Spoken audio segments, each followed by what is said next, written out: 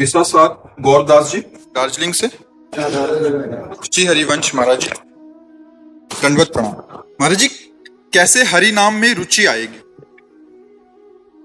पहली बात तो है कि हरिनाम में रुचि प्राप्त करने के लिए हरिनाम जापक किसी महापुरुष का आश्रय लिया जाता है। भजन न होई संग बिनु भजन बिना नहीं प्रेम।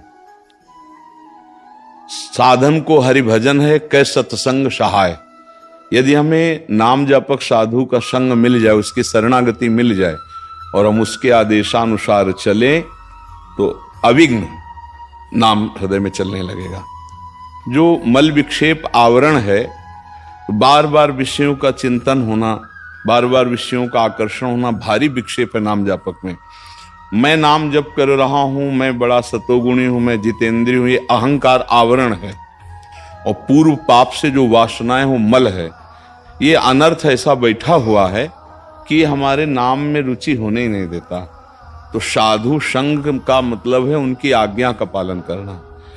जितनी संख्या बताई गई, जो दिनचर्या बताई गई, जो पाठ बताया गया, जो सेवा बताई गई, जो भावना बताई गई, यदि हम उसमें चित्त जोड़ें तो इसे अभ्यास कहते हैं। अभ्यास योग युक्तेन चेतसा नान्यगामिना। हमारा ऐसा अभ्यास बन जाए कि चित्त कहीं और जाए ही ना।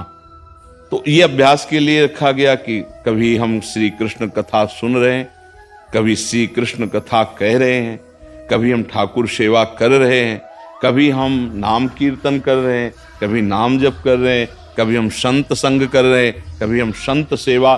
तो इस अभ्यास से विक्षेप मल आवरण इनकी निवृत्ति हो जाती है। जहां विक्षेप हटा, मल हटा, अनर्थों की निवृत्ति हुई, नाम में अपने आप स्वाद आने लगता है। पहले महत्व बुद्धि हो जाए कि नाम से बढ़कर के कोई साधन नहीं, कोई वस्तु नहीं।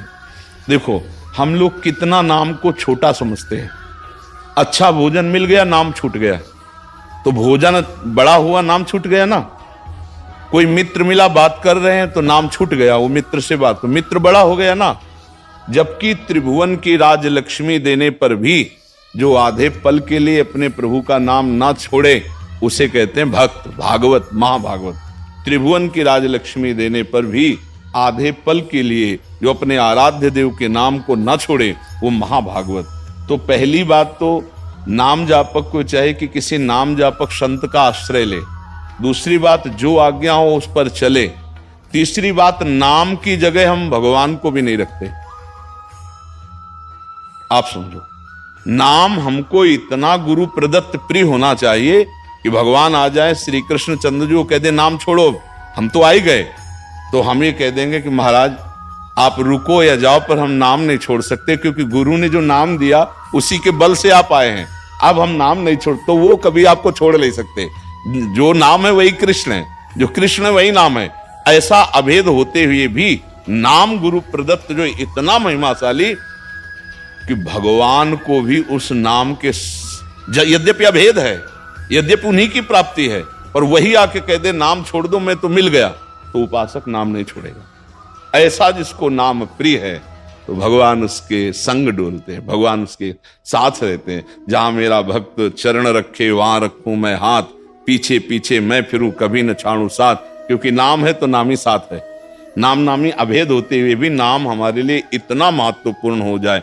अभी तो बहुत ही छोटी जगह नाम को विराजमान किए हैं। छोटे से भोग हमें घंटों नाम भुलवा देते हैं। छोटी सी बातें, छोटी सी घटना, दुख सुख की बातें हमें नाम का विस्मरण कर। तो पहले हम गुरुदेव की आज्ञा के अनुसार नाम जबरदस्ती जप करें, और ये ध्यान रखें कि नाम से बढ़कर कोई वस्तु नहीं, फिर समान की क्या बात है। तो अब हमारे पास कोई मित्र आया है, संत आए हैं, कोई कार्य है या खान पान कर रहे हैं, या हम किसी, तो हमको उस समय बहुत सावधान रहना, नाम न छूटने पावे। बात भी करनी तो पहले कृष्ण बोले, फिर नाम, फिर बात की, फिर बीच में कृष्ण बोले, फिर बात की, और वो भी भागवतिक, और अंत में बोले कृष्ण, फिर हमारी बात पूरी कृष्णमय हो गई। ऐसे सुबह से लेके रात्रि तक हमको रोज दिनचर्या नापनी है कि किस समय नाम भूले, क्यों भूले, किसके संग से भूले, कोई विषय, कोई व्यक्ति, कोई वृत्ति, ऐसे जांच करने वाले उपासक के हृदय में फिर जब नाम का महत्व जागृत हो जाता है, तो नाम भगवान फिर उसके हृदय से जाते नहीं, हर समय स्फुरित होते रहते हैं। बात समझ आ रही?